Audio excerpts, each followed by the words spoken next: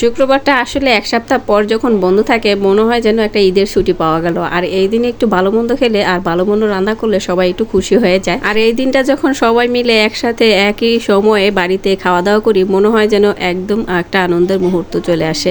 তা আজকে আমার বাড়িতে রান্না করেছিলাম বেগুন ভাজা, সাথে প্লেন খিচুড়ি, আর হচ্ছে গিয়ে কলিজা ভুনা, আর করেছিলাম ডিমের রোস্ট। আর ডিমের রোস্টের রেসিপিটা আমার চ্যানেলে দেওয়া আছে, চাইলে দেখে নিতে পারেন।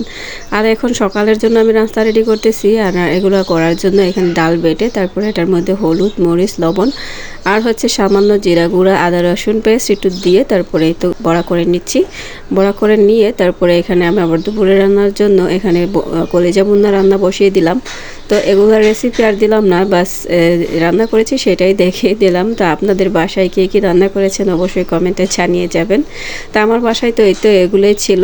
তো এখন খিচুড়িটা রান্না করে নিচ্ছি, ওরা ওদিকে কলিজাটা হচ্ছে। খিচুড়ি রান্না করেছি একদম মাংস ছাড়া। মাংস যেহেতু আলাদা করে রান্না করেছি সেজন্য খিচুড়ির মধ্যে আর মাংস দিইনি, বাসে চাল আর ডাল দিয়ে খিচুড়িটা রান্না করে নিয়েছি। এখন পরিমাণ মতো পানি দিয়ে বসিয়ে দিলাম। আর এদিকে বেগুন ভাজাও করে নিচ্ছি। বেগুন ভাজা খেতে কিন্তু খুব মজা লাগে পোলার সাথে বা খিচুড়ির সাথে, সব কিছুর সাথেই। আর সাথে যদি একটু ভর্তা হয় তাহলে কিন্তু অনেক টেস্টি হয়ে যায়। আর আচার হলে তো কোনো কথাই নেই। সব কিছু মিলে কিন্তু সবাই ভালো ছিল, কিন্তু যে পরিমাণ গরম পড়েছে গরমের জন্য কিন্তু জীবনটা অতিষ্ঠ হয়ে গেছে।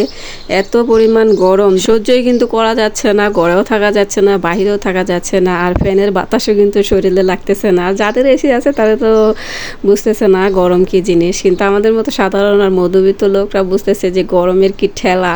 তো যাই হোক, পরিবেশের সাথে খাপ খাইয়ে নিয়ে চলাটাই হচ্ছে আসল। আর এইভাবে চলাটাই কিন্তু অনেক ভালো। তো আল্লাহ যেভাবে রাখবে সেভাবে তো থাকতে হবে। আর যারা কৃত্রিম অবস্থায় আছে, মানে একটু এসি টেসি নিয়ে থাকতেছে, তাদের তো আর আল্লাহ ক্ষমতা দিয়েছে, থাকতেছে। যাই হোক, তো এই তো ছিল আমার বাড়িতে খাবার আজকে শুক্রবারের মেনু। তো আপনার বাসায় কি কি রান্না করেছেন অবশ্যই কমেন্টে জানিয়ে যাবেন। আর সবাই কেমন কেমন খেয়েছেন, আনন্দ করেছেন, আর যদি বাহিরে যেয়ে থাকেন তাহলেও জানাবেন। আর ভালো লাগলে অবশ্যই আমার চ্যানেলটা সাবস্ক্রাইব করে সাথে থেকে যাবেন।